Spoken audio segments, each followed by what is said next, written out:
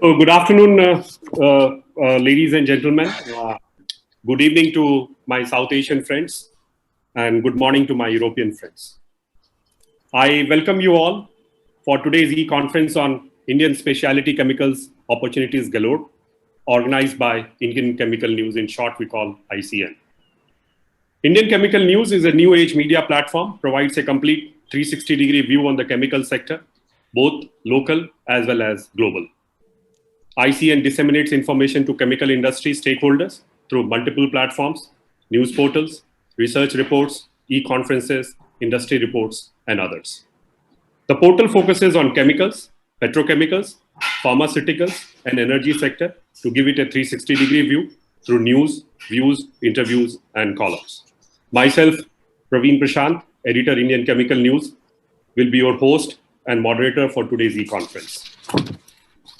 The focus for today's e-conference is to double the Indian specialty chemical industry market from US $32 billion to $65 billion by FY25 by looking at consumer trends and new opportunities which are in store for specialty manufacturers based in India.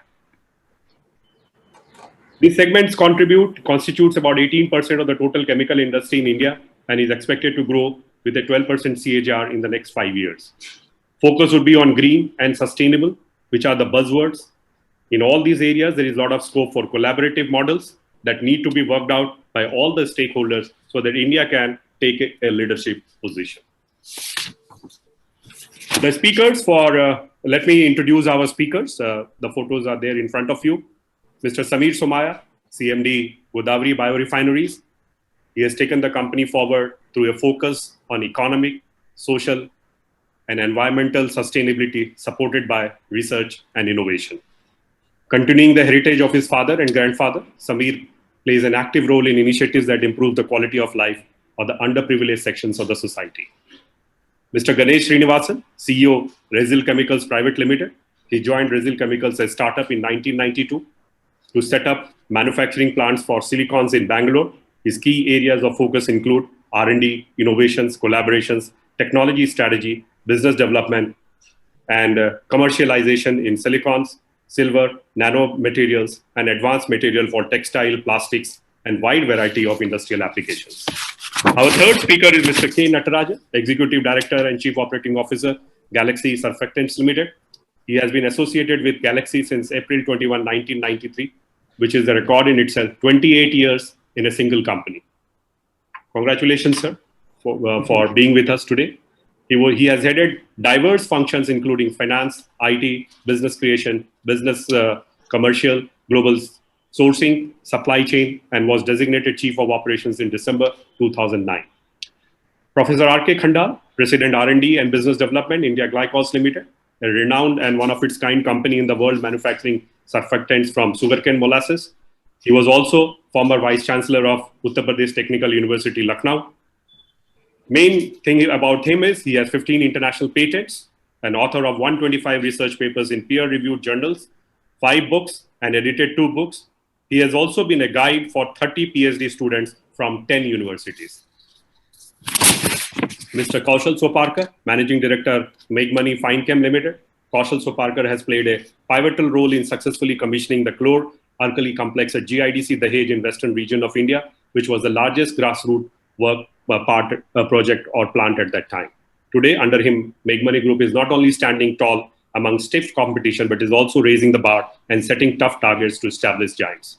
Mr. Ashish Shinde, Country Sales Director, Croda India. He has over 25 years of experience in the field of specialty ingredients with Croda for the past 18 years, covering diverse consumer and industrial markets. His experience covers industries such as healthcare, cosmetics, agrochemicals, coatings, plastic, lubricants, home care, textiles, fiber, etc. Responsible for sales and commercial aspects of Croda business as in the Indian subcontinent, including Sri Lanka, Bangladesh, and Nepal. Next slide, please. Next slide. The key discussion points today: bridging the infrastructure gap, fragmented nature of the industry, leveraging India's cost advantage by investing in production for export and in R&D, setting up high growth aspirations, invest in developing the market in India, developing a special business model, shortage of feedstock supply, and preparing for M&A. Next slide, please. The upcoming e-conference is on June 25th. Next slide. And the focus is on green chemistry and sustainability challenges and opportunities. Please go to our website, indianchemicalnews.com, and register for the e-conference on June 25, 2021. Next slide. For speakers' participation and content, please connect with me, Praveen@indianchemicalnews.com. My mobile number is displayed there. And for branding opportunities, please connect with my colleague, Mr. Yogesh Joshi, yogesh@indianchemicalnews.com. With this opening remark, let me now open the discussions. All panelists will get 2 tracks of 3 to 4 minutes each. And if we have more time, we will go for another track. And then we will open it for the Q&A. So I would request my delegates to keep typing with their questions whenever they feel. Let me start this panel discussion with asking our innovator in this group of stalwarts. So let me ask Professor R.K. Khandal to give his views. And the question to him would be, where does India stand in the specialty chemicals market globally, and what's the road ahead? So the first track is only for 3 minutes. So request if you can keep to the timeline, because we will have a lot of questions. I see 312 participants already are listening to this conversation that we are having today. So over to Professor Dr. R.K. Khandal. You can unmute yourself, sir. Thank you, Praveenji. Your question is very straight and very to the point for this webinar. And I'll also give straight answer. Let me tell you, in India, the policymakers have yet to wake up for the specialty chemicals industry sector. You see, we have in the country Ministry of Chemicals and Fertilizers, under which we have a department called Chemical and Petrochemicals. We have a Ministry for Renewable Energy. We have a Ministry for Petroleum and Natural Gas, but we have no Ministry for Renewable Chemicals. Let me tell you, India historically has been the first and foremost producer of specialty chemicals in the world. All the traders, if you go back about 500 years ago, all the traders from across the world used to come to India for specialty chemicals, the nutraceuticals, the active pharmaceutical actives, and all the dyes and the fragrances. They were all produced in India through renewable resources. Unfortunately, if you pick up the annual report of Ministry of Chemicals and Fertilizers, you will not find even a single sentence on specialty chemicals. I read the report 2020-21 and the earlier reports. I thought latest at least they would write something. In fact, the codes, the industry, the product codes which are there under category 20, if you see code 20 of Ministry of Chemical and Fertilizers, nowhere it talks about specialty chemicals. It talks about the basic chemicals. It talks about the petroleum chemicals. It talks about all sorts of inorganic, organic, but it does not make a mention of specialty chemicals. In my opinion, unless and until policymakers put their point of focus on specialty chemicals per se for making the industry come up and feel that there is somebody is behind them to support them, we cannot think of industry growing in India. This is one aspect. The second aspect about specialty chemicals is that please understand all our chemicals and fertilizer ministry and Department of Chemicals and Petrochemicals, all incentives are there for PCPIR. We are putting for petrochemical complexes. We are putting our investment there. Our institutions are also there in areas which have nothing to do with specialty chemicals. So this is another aspect that we have to really focus on. The third aspect is the world is awakened by COVID-19. Now look at the kind of shift, the paradigm shift in the industry sector. Almost all users of chemicals are now asking for resources, renewable resources based chemicals. All of them are putting in their project targets in next 10 years, 20 years to shift from petroleum based products to renewable chemicals. So in my opinion, if we have to see specialty chemicals grow in this country, and it is a fact, it is evident, there is a established, there are companies like India Glycols Limited. For last more than 30 years, we have been producing chemicals, replacement of petrochemical chemicals using the sugarcane molasses. So I think it is time that we put focus on specialty chemicals and renewable chemicals. All multinationals are today in their vision statement are mentioning innovation, sustainability. These are the two keywords in almost all websites you see. Our ministry has to wake up. Our ministry also has to put this. The last, before I stop talking in this segment, I must say that countries like USA, European countries, they are giving incentives to those who are producing renewable chemicals. The latest act, which is the Renewable Chemicals Act in USA, talks about 15% tax rebate to renewable chemicals, 30% tax rebate to any investment done on renewable chemicals. We have so much of opportunity. We have opportunity to actually convert all our agri waste into alcohol by 2G technology.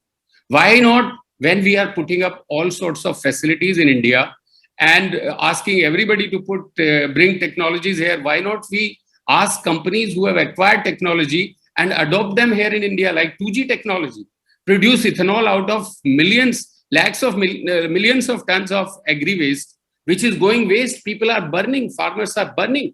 Let us convert that agri waste into 2G ethanol. Let us focus on chemicals which can be produced from renewable resources. Give them incentives, and I tell you, all over the world, people are looking for renewable chemical-based industry. India is the first country in the world at par with US, which can really compete on the renewable chemical-based. Specialty chemicals definition has to be envisaged, and fundamental should be that renewable chemical resource should be the point which should be focused for policymakers.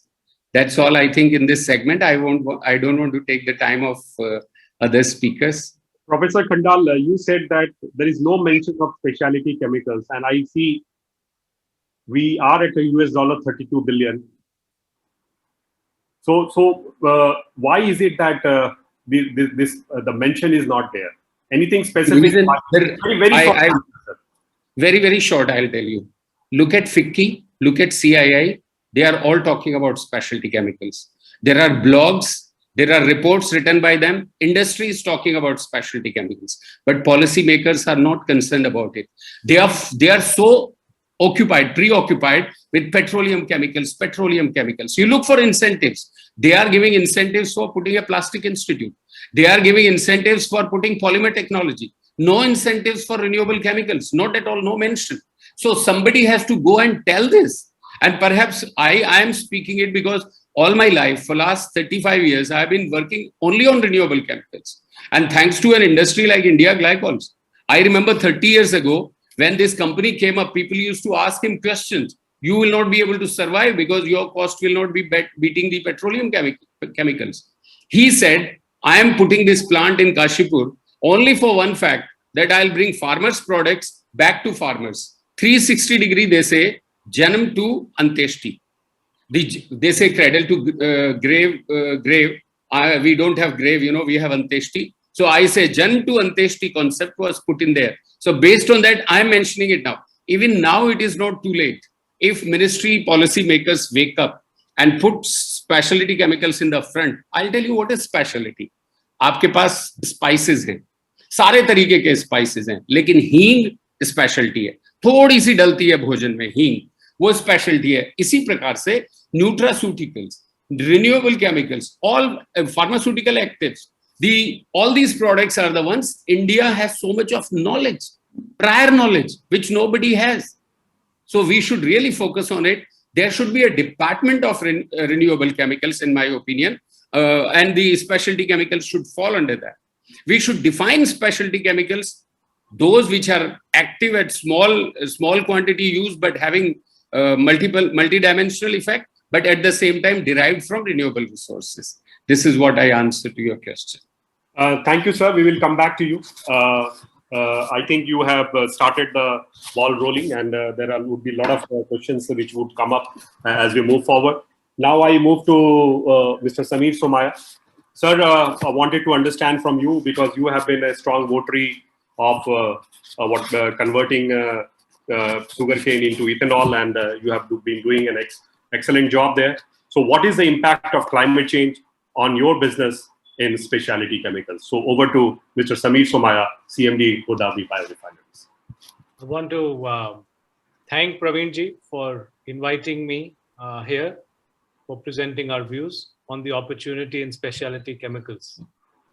I think the interesting thing we see today is that there is 20 years ago, there was a realization that climate change is affecting us. Today, that realization has become a consensus. And the entire world is coming together to say that we must change the way we are doing things and reduce the fossil footprint and move towards a renewable footprint, as Professor Khandal has just mentioned.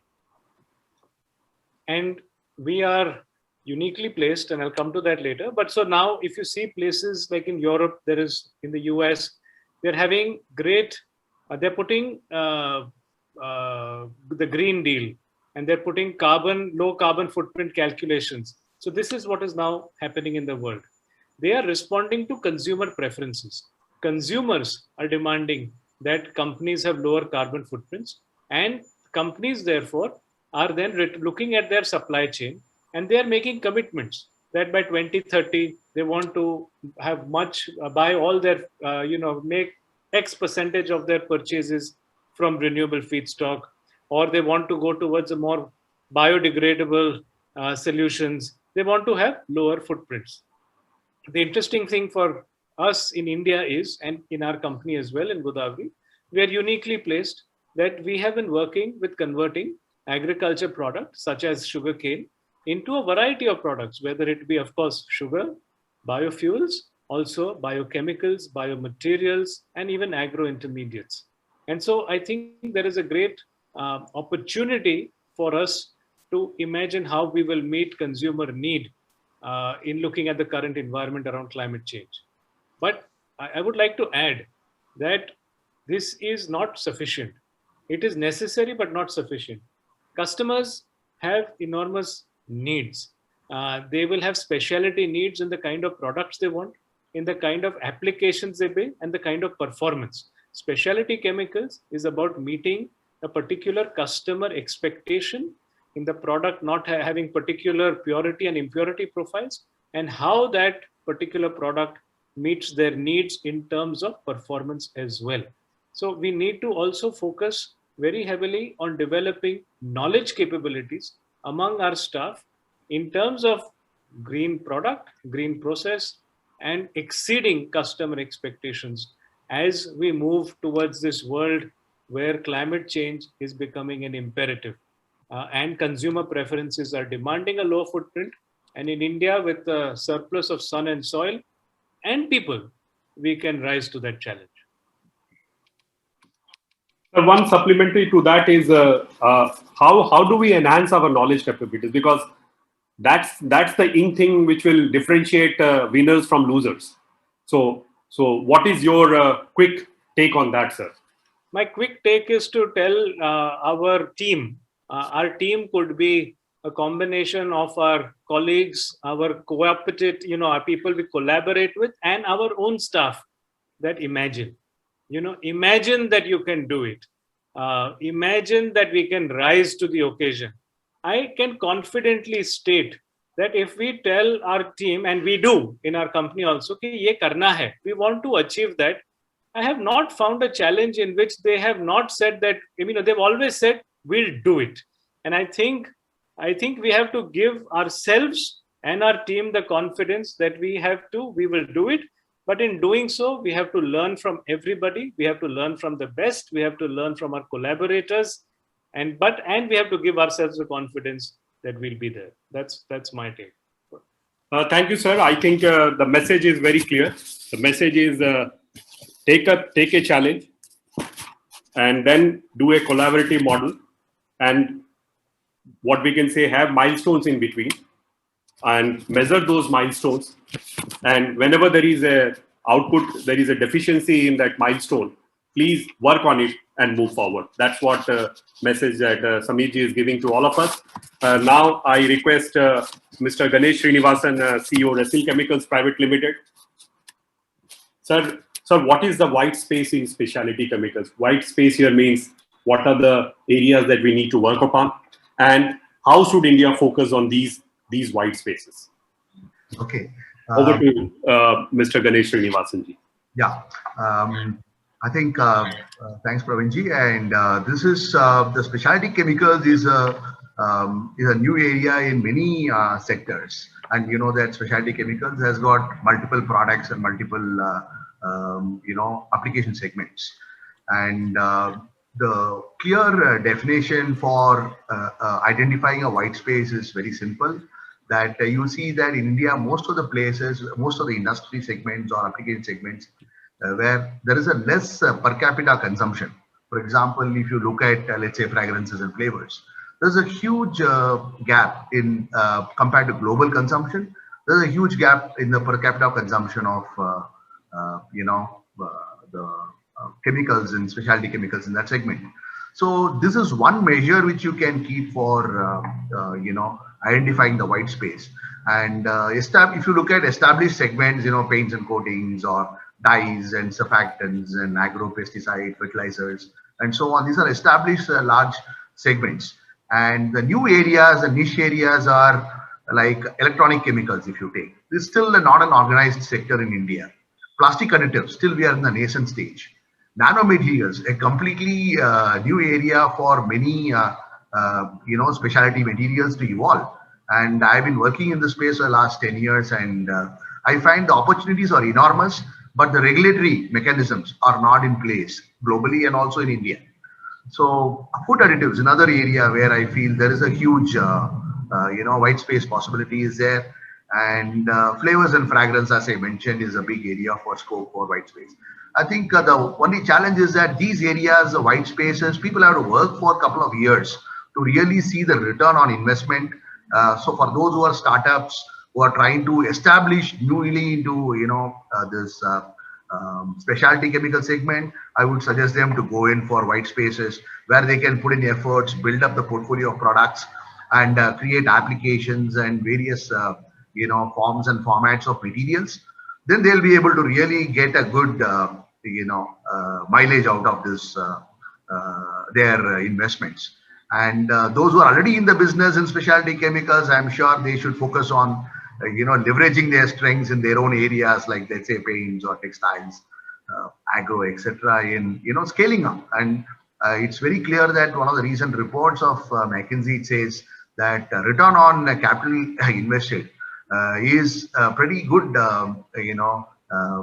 ratio to follow in terms of seeing that for companies already established, they can increase their profits through focusing on this particular parameter. So I think it's a capital investment. People should go in for large capital investments in areas where already established. And in white spaces, I would say it's mostly a lot of legwork is needed. So people have to put in efforts in that. That's my view on this. So one supplementary to it, sir. Collectively, how should we move in all the new areas that you talked about?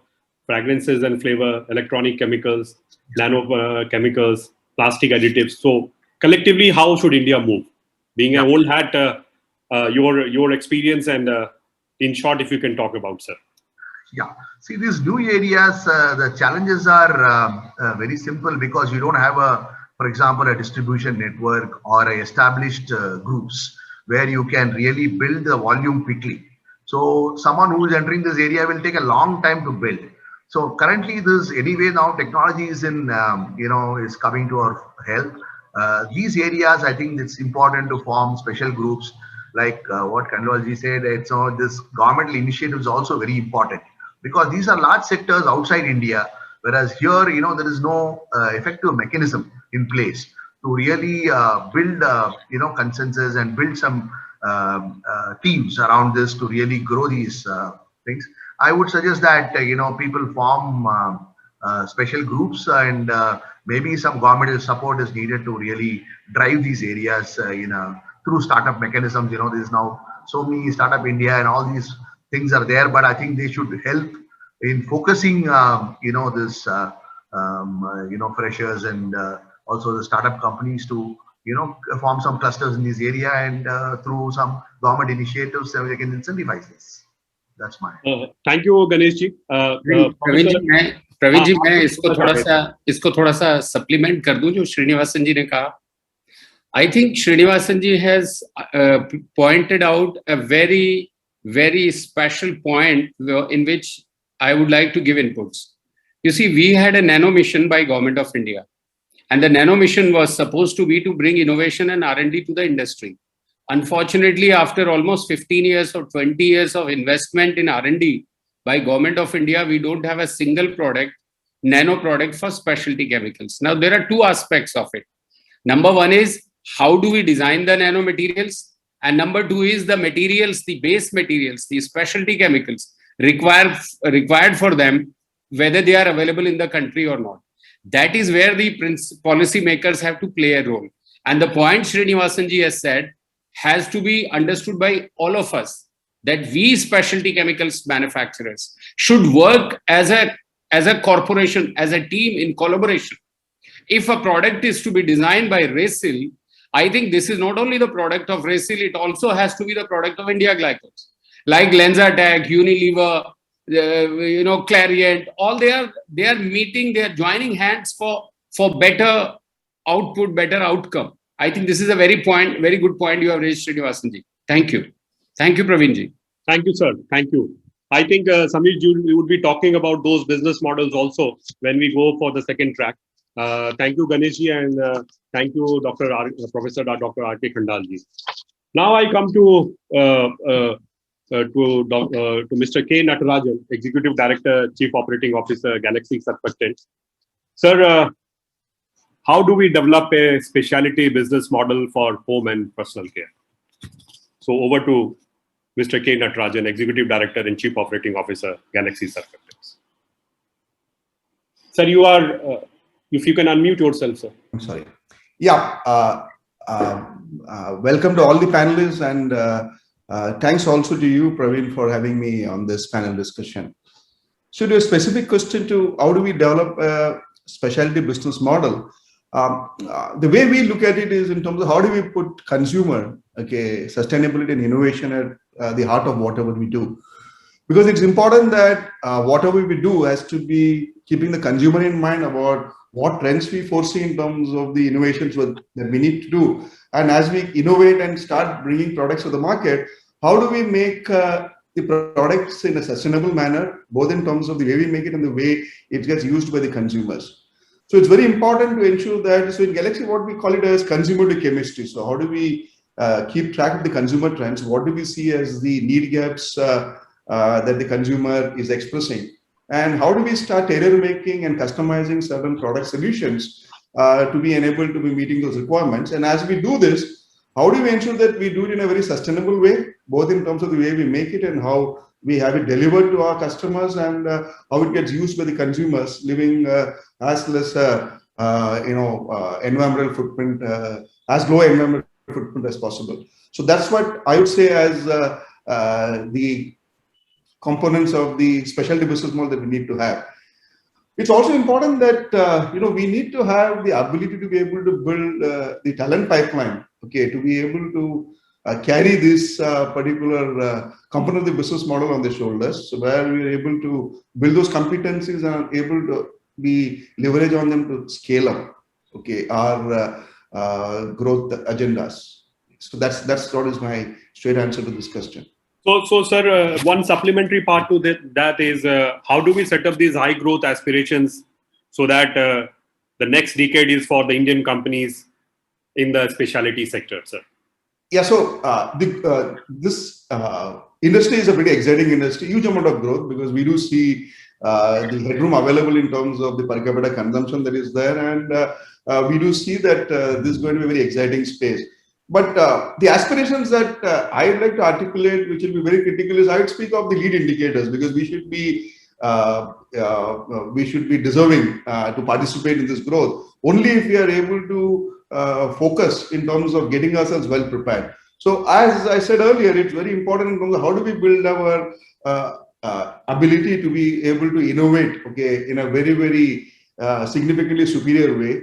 How do we put sustainability out of everything that we do? And more importantly, how do we build a talent pipeline that's going to be enabling us, okay, to be able to participate in this huge growth that we foresee in this market? So it's important that we are able to spot talent, okay, get them on board, okay, and keep them fed with a lot of new competencies, keep evaluating them, keep giving them opportunities to be able to showcase their talent and contribute to the company in terms of furthering the growth agendas. Sir, you are the providers to what we can say the top 10 companies in the FMCG sector.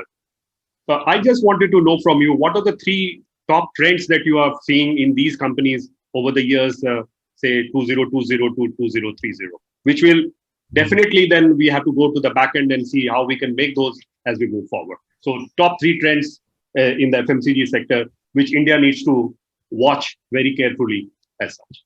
So one of the things is consumers are increasingly preferring products that have a low carbon footprint.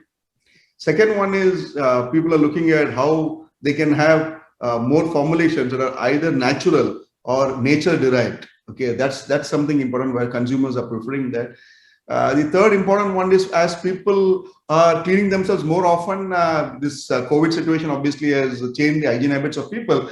They're also looking for how can they have milder and milder formulations as you cleanse yourself more often. How do we do it with formulations that have mild cleansing? So it doesn't rob your skin and hair, okay, of the very essential lipids that are there as part of our skin and hair. So it's what we're saying is mildness, looking at what is non-toxic. So they're focusing more on the impurity levels in the product, not on the purity levels. How do we remove or make all the undesirable impurities to zero, moving them to zero? How do we look at formulations that are milder? How do we look at formulations that have ingredients, okay, that are either natural or nature derived? And how do you have formulations that contain no toxic ingredients? So that's one of the emerging trends. But will that increase the cost, sir? If we It would. So essentially there are consumers. So essentially cost is all related to scale. So as you have many consumers moving, okay, towards this, and then obviously the scale itself will ensure competitiveness, but someone has to move the needle. And if there are certain segment of niche consumers who essentially are looking for this, and there are products available, so they may be priced high today, but then as the scale up happens, okay, obviously it will start tending towards making it more affordable. But a beginning has to be made, and that's what the consumers are wanting. Thank you, Mr. Natarajan, for your views. Thank you, sir. Now I come to Mr. Kaushal Soparkar. Kaushalji, if you can talk about why companies need to invest in developing the market and chemistries, which need to be more promising in 2030 time frame. So over to Mr. Kaushal Soparkar, MD, Meghmani Fine Chem Limited.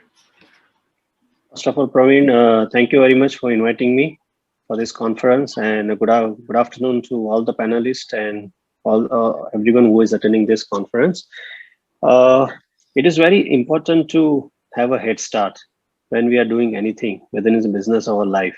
And if you look at 2 things are shaping up very drastically in current time. Our consumer behavior is pattern of spending is changing very fast. And when you trace back what they are buying and how they are buying and what they like and dislikes, in all that, chemical is playing a very vital role. So when you look at our life, chemicals are very, very playing a major role in our life. And whichever products we are using, chemicals are there. So consumer pattern, when we study that, and when we trace back the chemistry, we need to make those corrective actions and development in our products. And I think that's a point has been touched upon by the previous panelists also.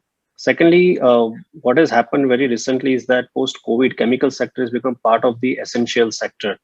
And when the world is going towards China Plus One strategy, and India has this definitely a big advantage compared to rest of the world. I mean, I'm not comparing India with China, but because India has a chemical sector since many, many years, we have a knowledge, we have a people who understand this industry very well. So when you connect all these dots, India should plan for next 10 years. And once you plan and activate those kind of policies, definitely government will also play a very important role. So the industry, so the association, so our customers, and those dots, these dots are need to be connected. And once you connect, then definitely what we want to achieve, to make specialty chemicals as a larger hub from the India side, that will be possible. So, sir, so what would be the role here, sir, if we are planning for a 10-year kind of a plan?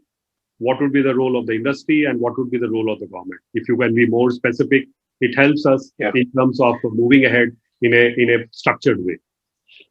See, the most important thing is that now entire world has attention in Indian chemical industry, and the Indian chemical industry have grown substantially in last many years. Money is not the issue. Finance is easily available. Now, only thing is that government and the industry need to sit on the one platform and make an active dialogue, and that has to remain continuous.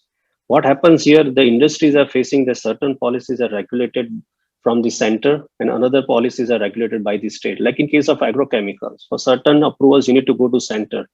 And for certain approvals, you have to go to the state ministry. And the industry suffers in that delays happen.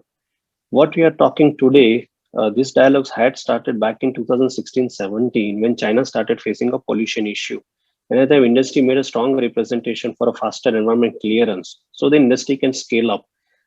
If those things were taken up back then, today Indian chemical industry would have been to the next stage. What government has realized in the pandemic time, that if India didn't have a chemical sector like this, then we had to procure. If India didn't have this kind of chemical sector, then we would be ended up buying a paracetamol kind of drug even from outside. And luckily, India has a strength in various kind of chemistry. So industry, association, and the government, all three need to sit on the same platform, improve the policies, which makes decision faster, and industry can work on their own without any hindrance from the government side. Ultimately, industry is bringing revenue to the country, job to the country, and taxes to the country, right? So industry is not in a mood to do anything which damages themselves and also the country, right? Industry has a very strong and positive motive, and that is very, very important. No, I think, sir, I agree with you, because with respect to Serum Institute, we saw the ingredients for manufacturing the vaccines was stopped for some time to put pressures so that we can go to Pfizer and we can buy Moderna and other vaccines from the world.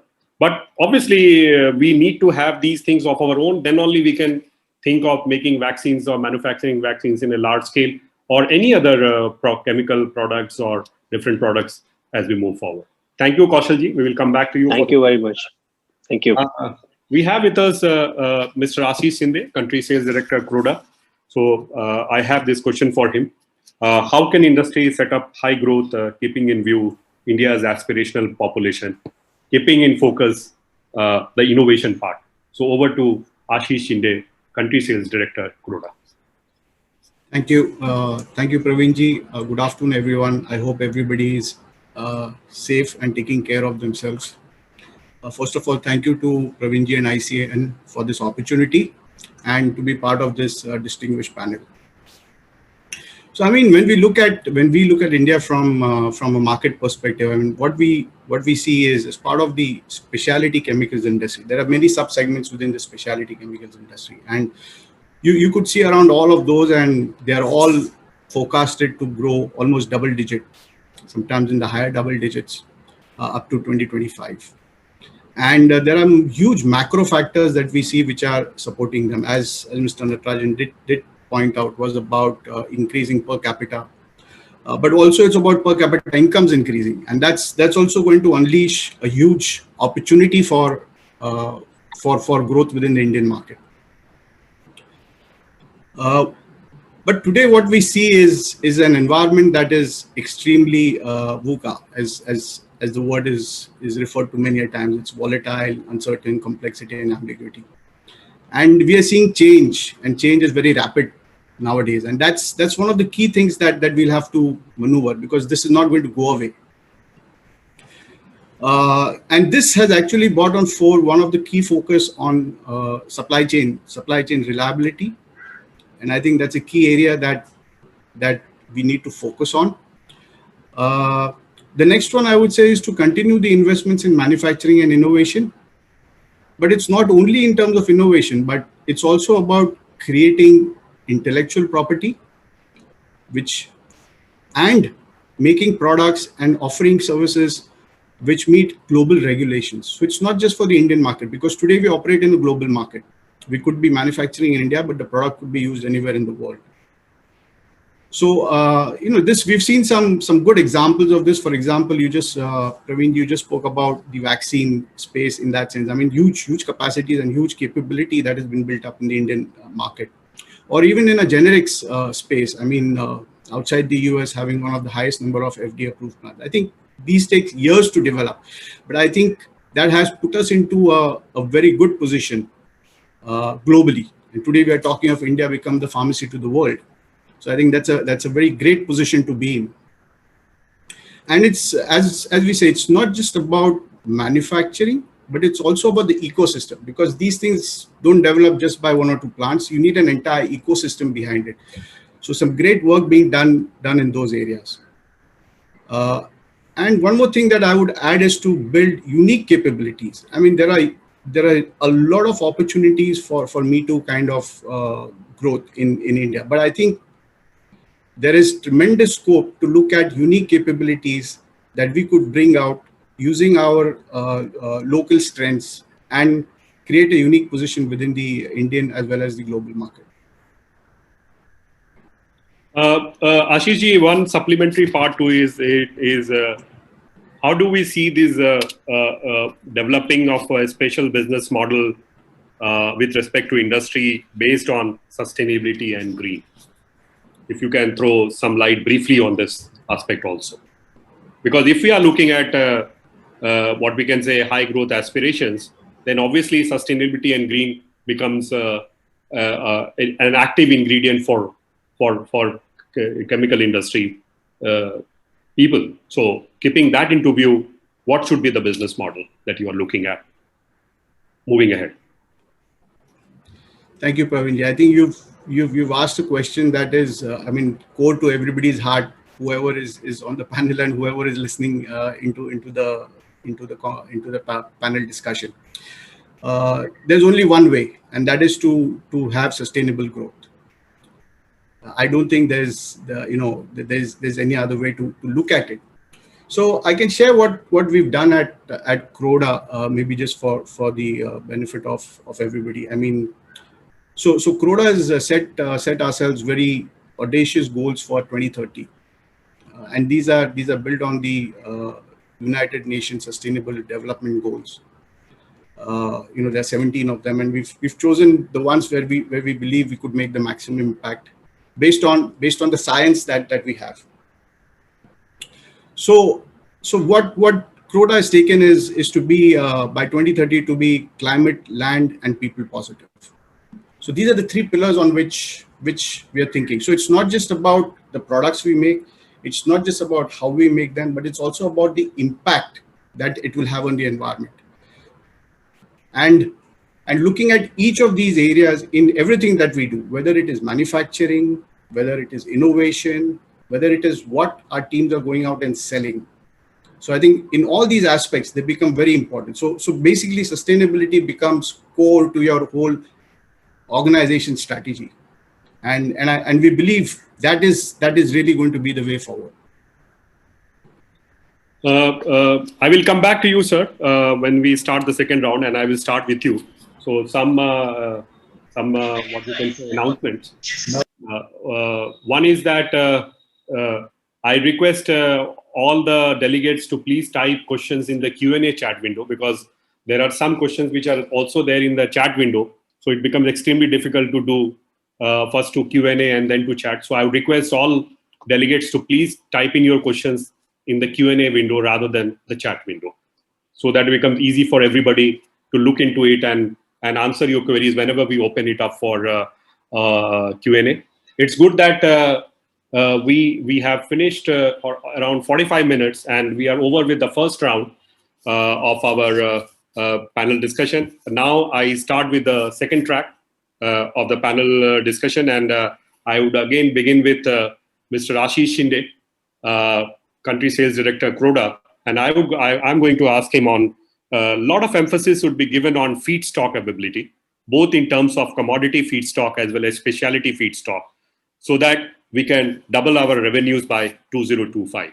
So your views, Mr. Ashish Shinde ji.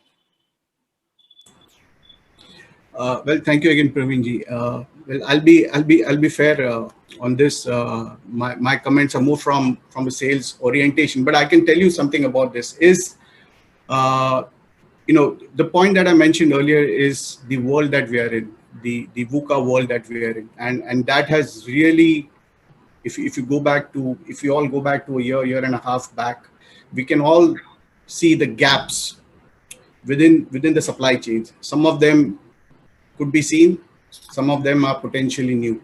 So that has given us tremendous insight into what we should do in terms of bridging those gaps to ensure sustainable supply chain. If you look at India, we do see that the petrochemical based intermediates, we are highly dependent on imports on the petrochemical intermediates, and that's an area that we should continue to invest in. And I know there are a lot of steps happening in that direction, but certainly there's a long way to go. The China plus one opportunity, we believe is there, and we believe India can really play an important role in picking up some of the opportunities that this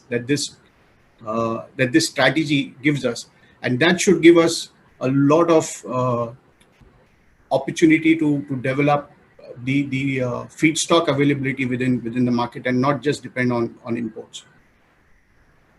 Thank you, Ashish ji, for your candid views. Now I move to Kaushal Soparkar ji, and the second track question to him is how can industries bridge the infrastructure gap and how they can prepare themselves for M&A? So over to Kaushal Soparkar ji. See, to bridge the gap of infrastructure, first thing is that industry need to realize that what is their core expertise and who are the key supplier. Currently in India, there is only one active PCPIR, and that is in Dahej.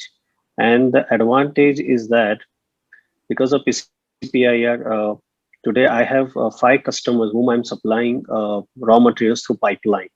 And that is reducing the load on the highway. Now that is the infrastructure beauty, right? On the other hand, India is having a highest logistic cost. That's where government has to play a role. On another side, India is producing the most of the caustic soda on the western side, while the maximum consumption of alumina is on the eastern side. And that's where the gap is, because we don't have dedicated rail freight corridors which can supply from western to eastern side of caustic soda. So either when we are supplying through rail tracks, the cost is on the higher side, or we have to transfer ship from Hazira to Visakhapatnam. Now, that is only, this kind of model is only available or going in India, but the rest of the world has a very highly effective freight corridors for that. Now, these kind of gaps need to be addressed. Secondly, industries who are in the same industrial belt have to come forward with each other and have to develop the chemistry jointly together, that, okay, this is my expertise, this is your expertise. Can we work together and develop an ecosystem collectively? So then in entire value chain can be manufactured at one location, and that's how India can become competitive. Because at the same time, India has a problem of feedstock, and we will be relying on the crude which is coming from outside. So overall, when the synergy is created, not only the chemistry from the infrastructure side also, then and only then the entire value chain will become very effective, and then and only then we can fight with the global companies.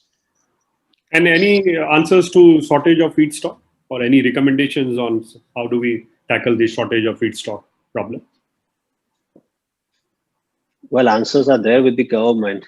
It's only that when they open up the file and read it and implement it. Okay, there have been many talks that they want to do this, they want to do that. There was a talk in between that they would like to create a reverse SEZ somewhere in Middle East and all, to bring those that crude here in India on the western side and then refine it and make it price competitive. Irony is that the Opal complex was set up after a delay of 7 years, and that is set up in SEZ, and most of the production is sold in India for that. So what was the reason to set up in SEZ, right? So if government makes such kind of policies without concerning the industry or without connecting with the what is need of the market, then industry will suffer a lot in that case. Thanks, Kaushalji, for your very Yes. honest views. And I think You're welcome. that's what this platform is all about, to give honest views so that at least the industry can think and rethink and then come out with strategies which will help India to grow forward. Thank you, sir. Thank you. I come back to Mr. K. Natarajan of Galaxy Surfactants, and the question to him is, how do we invest in developing the market in India? First, in areas where the government needs to work, and how we are working with customers, so how Galaxy is working with customers to develop home and personal care market in India as a specialty and performance chemicals manufacturer. So if you can answer both, sir. Yeah, first of all, I think we pride ourselves in saying that we are global suppliers to global brands. So the objective all along has been, how do we build global scale plants and capability to serve our customers in geographies much beyond India. So obviously that means that our products have to meet global quality standards. They also have to be set up with competitiveness built in terms of it being a global scale plant. And the other one is in terms of how do we ensure that you're able to work with customers to be looking at what do they see as their future plans in terms of their need, certain ingredients, and how do we work closely with them to be looking at how do we start investing in making those products. So with customers, obviously there's a huge amount of engagement and agenda that keeps getting churned out, and we keep executing that. But from the government side, what is important is, from our industry perspective, is first and foremost is, how do we ensure that there is a stability in the policy framework. So when I say that in terms of how do we ensure that we rationalize duty structures and don't keep changing them quite frequently, how do we ensure that the incentive schemes, are something that are made very relevant to the industry after considering the industry's representation, and how do we keep it stable for a long time? Like what has happened recently in terms of the MEA scheme, and what is till now we don't have the RoDTEP rates even announced. Now these sort of imbalances obviously starts putting brakes and creating hurdles in the way that you want to be growing the business. The other one is in terms of what I would say is the infrastructure capabilities that need to be created. What we see is, first of all, it's important when we talk about, say, when some of the panelists spoke about China Plus One and what we need to do in India, it's important that we need to ensure that we are able to set up infrastructure to ensure safety and sustainability. Because if you do not have, if you have each one of us setting up things in our own way, obviously it's going to be a situation where safety would get compromised. How do we have governments coming up with chemical technology parks wherein you are able to have shared facilities in terms of your utilities? How do we look at ensuring that you have industries that are set up in a way that it ensures and guarantees safety? The other one also is in terms of how do we ensure that we create a storage infrastructure, because what is very important for the chemical industry is how do we create chemical storage complexes. That's pretty important, because that's what would enable us to ensure that we are able to have a shared facilities in terms of even logistics and storage. How do we also have this created in terms of warehouses? Those are very critical, because we have, most of us will be doing a lot of stuff in terms of investing in our own warehouses, but then shared facilities in terms of global warehouse operators being in place is going to be a very key differentiator. But there's nothing new that I'm saying. It's what happens in the developed economies worldwide, because each person focuses on what they're best at, and then you have service providers who are able to deliver to you the last mile connectivity. So that's something that's going to be important.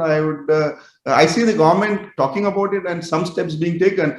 But I think we are racing against time, and it's important that we start executing them at the pace that it needs to be done. I think, sir, you have brought a very, what we can say, valid point of global chemical warehouses.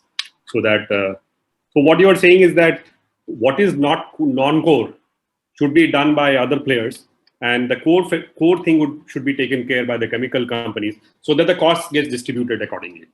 Correct, but it is also important. Chemical handling also has to be handled very safely. Not every person has the ability to be able to handle chemicals safely. So once you have people, the experts available to be doing it, it also guarantees safety in terms of the way that we store and handle feedstock. How do we transport them? Okay, that's very important. Okay, and if every person has to be investing in those capabilities, obviously it makes competitiveness a big question mark. Okay, so, and obviously you require scale. If you have scale, it obviously is going to cost you pretty significant. And it's quite possible someone may decide to take some shortcuts, and that ultimately impacts safety and the environment. And that also, in fact, affects brand India also at the same time. Obviously, very significantly. So we have seen that what China had to face with the sort of fires that in various warehouses. We do hear a lot of stuff that has happened over the last 18 months in India as well.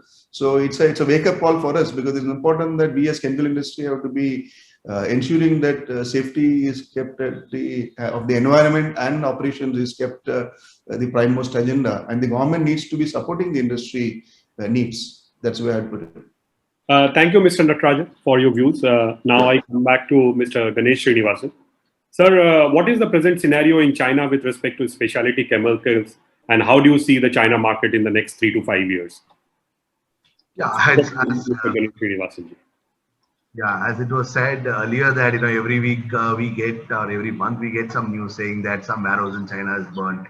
So it also creates fire in the Indian industry, because most of the chemicals come from China today, and this disrupts the supply chain and the prices and the entire industry in terms of supply demand. So this is a constant problem which India is going to face maybe after 10 years if things are not put in place properly from the beginning. And as you know that China, the emission and pollution challenges are really caused a lot of problems 5 years ago, and many units have been shut, and the supply is a big challenge from there. And like the fire is there every now and then in many warehouses and plants. In the last 3 months, I would have seen 2 fires in 2 of the silicone plants there. And the environment is production and all that. But I think the supply chain system there is quite strong in terms of transportation, logistics, etc. India needs to gear up to meet those challenges, because even hazardous materials are being transported with normal goods, electronic goods and other items which could cause fire. So many accidents, small accidents have been happening in India also, but not really in large scale. But the awareness is not there even now on labeling. For example, even products are not properly labeled as per GHS, etc. So even awareness is not there with the manufacturers, chemical manufacturers, and compliance is very poor. So the communication obviously doesn't happen, and then these accidents happen even in India. So I think it's important that India utilizes the raising cost of Chinese manpower cost has gone up much higher than India, and competency skills of Indian chemists and business entrepreneurs are very good, and it's a time to capitalize on China's slowdown in this sector. But nevertheless, China is not going to keep quiet in the next 5 years. They are also revamping their entire plant and in a scale which is really unimaginable. So it's important that India at least capitalizes this opportunity to scale up in the next few years and capitalize on specialty chemicals and try and get some customers and markets, learn that business faster. So scale is going to be the issue in specialty chemicals in India to really compete with China. But as long as market opportunity is concerned, Indian market itself is growing at much higher pace in terms of local consumption. Some sectors even have a growth of 15 to 20%, like what Ashish was mentioning. So it's quite a high local consumption. So if as Indian companies, we don't capitalize on this, definitely all the MNCs are going to come to India to take this opportunity and invest here. So it's important that such opportunities are not lost in the Indian scenario, given the Chinese factor. And the regulations wise, you know that the China has already implemented China Reach, and the regulations are quite stringent. That's one of the reasons why they also slowed down on the production and all that. But India regulations are concerned, we are hardly there to global standards. The regulators themselves, like what Kandlawalji said, it's like we are yet to set up, this ICMSR, which is just happening now. It is still not become a law. And more than that, the regulations, it's the implementation of these regulations is going to be a big challenge. But globally, the customers are driving, the requirements in terms of sustainability, etc. So many of the industries are gearing up wherever they are supplying exports. But the domestic players, as such, supplying only domestic markets, are going to be left out if the regulations are not really understood. And in the next couple of years, I would say 5 years before, again, the market is going to be flooded with products from Korea and China. So I think as well as I think the low feedstock, India still has a problem, and we only way is the Middle East is one opportunity which was discussed but never quantified. And I think compared to China, India's biggest challenge is on this critical mass. Our scale is very, very less compared to the critical mass. We're not still touched. So the scale of operations have to go up through exports, possibly. We have to really make large quantity of these chemicals, specialty chemicals, to really meet the cost. And high power cost, energy cost is very high in India. This is another big challenge. Another biggest problem for India is this high borrowing cost on capital, right? So look at Japan and all that. You get borrowing costs of very, very less, 1% and so on. But India, the way you have to borrow money, put a capital and take the investment. It's a big challenge for Indian companies to invest large capital investments into chemical industry, because chemical industry obviously requires high capital cost. And then the connectivity is another challenge already spoken about by, people have spoken about it in the logistics and connectivity. The Indian scenario has to improve there as well. So these are my thoughts on China versus India. A short 30 seconds on the IP, if you can talk about, because everybody is focusing on, say, innovation. That is the buzzword for today's e-conference. So if you can just touch 30 seconds on the IP part. Yeah, India is actually, compared to globe, I think we are in a very poor scale in terms of IP is concerned, because especially specialty chemicals, these are niche areas. So you need to protect the IP. And if you want to market the products globally, the Americans and Europeans are going to ask for IP. And so that's going to be a big challenge if in the specialty sector, if you are not really having IP in place. So again, the culture of IP, and people have to really be trained on how to create innovation, work with research institutes, and create new technologies for the next 5 years to really move up. Is a big challenge. I think IP is a big area for us. Without that, the specialty chemical industry is going to be in a real challenging spot, especially for exports. And I think the culture has to come in. Rather, IP is more of a culture than, I would say, the innovation culture is something which the creativity is there with Indians. A lot of creativity is there. We can get up faster. But as a process, as a management process, it has to be imbibed into all the companies and organizations. I think that will help us to build IP and really do a big in specialty chemicals. Thank you, sir. Thank you, Ganeshji, for your views. Now I come to Sameer Somaiya. And my question to him is, sir, how do we see the business model evolving? And do you see it changing from a transactional model to a joint development model? If this is the future, so how will the transaction happen between two parties? I think somebody talked about this VUCA model. I think it was Mr. Ashish Shinde who spoke about volatile, uncertain, complex, and ambiguous. But we all work with customers, and I think more often now we call them also collaborators. And it's if you talked about the earlier approach, that it was a purchase manager and a sales manager, and they met together to transact some business. I bought something from you, you sold me something. We'll meet again at the time of the next tender or e-tender, or the reverse tender or the reverse auction. I think that we are seeing that change dramatically. There are some customers, or now I will say collaborators, who identify their needs. The need would be in a particular product which has a lower carbon footprint, a performance which has to be delivered, and there is patience in doing that development together. So, for example, we worked with a customer who wanted a renewable feedstock for a particular skincare ingredient. And it was okay for them to spend time working with us to understand how we would do that. In this case, you might have developed a particular drop-in, which means a substitute direct to the petroleum product.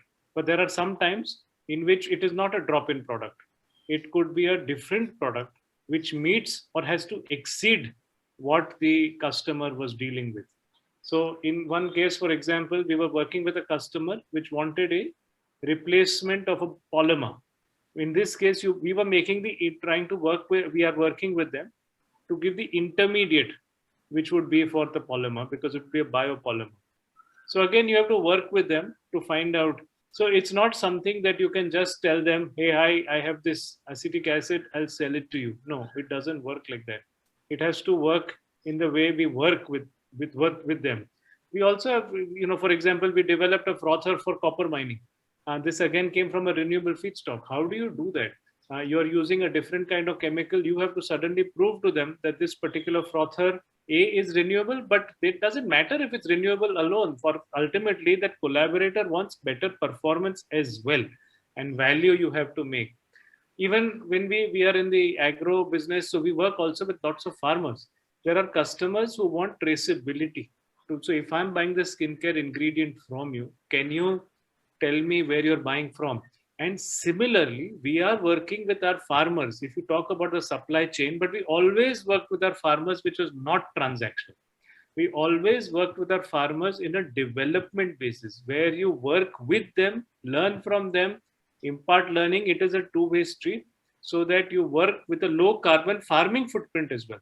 So I think that's the way we are seeing. We are seeing a greater patience. We are seeing a greater demand as well, that there has to be a better working together, and we are seeing porosity. So you might work with a farmer, you might work with a startup, and you might work with a big MNC, but you try to meet common goals together in a spirit of partnership. That's how I'm seeing it change. I think, sir, you have very beautifully put it. And I think this would be the new buzzword for this industry, which is the collaborative model.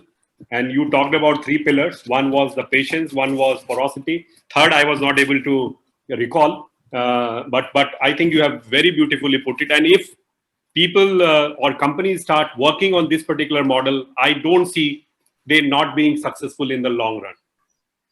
So now I come to my last speaker, and he's also one of the very eloquent speakers, Professor Khandal. And I'm giving away, my question is very long. So sorry, Professor Khandal, for this. And this is also from one of the announcements that you did with Unilever. So that's the reason I'm taking this as a background and putting a question to you. And I see around 49 questions already in my Q&A. So I would request if you can give 2 to 3 minutes on this, and then we will straight away jump to the Q&A part of it. So my question, sir, is Unilever's ambition is to replace non-renewable fossil sources of carbon, which is black carbon, by capturing CO2, which is called purple carbon, then plant and biological sources, which is called green carbon, then marine sources, which is called blue carbon through algae, and then carbon received from waste resources, that is gray carbon. I have never heard of all these carbons, but after talking to these gentlemen, I'm hearing about multiple colors of carbon and how they can make a difference to the sustainable and green chemistry as we move forward. In this direction, Unilever has partnered with Lanzatek and India Glycols to produce surfactants from purple carbon. Keeping this in background, sir, what should specialty companies do in R&D to develop market both in India as well as for the export market, keeping the purple carbon, the green carbon, the blue carbon, and the gray carbon? Thank Sorry you for asking you a long question, but I no, but it is from you. I think it is the theme question for this webinar, in my opinion.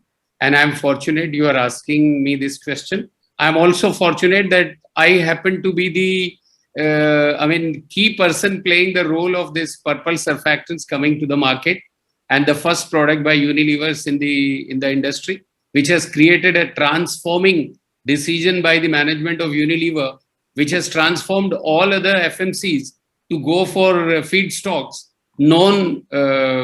fossil fuel based.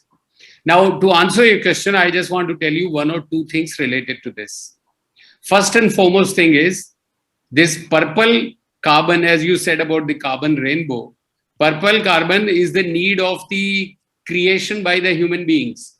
We have emitted so much of carbon dioxide and CO in the atmosphere. Unless we capture it and we convert it into useful chemical, the environment is not going to be safe. This is one aspect of it.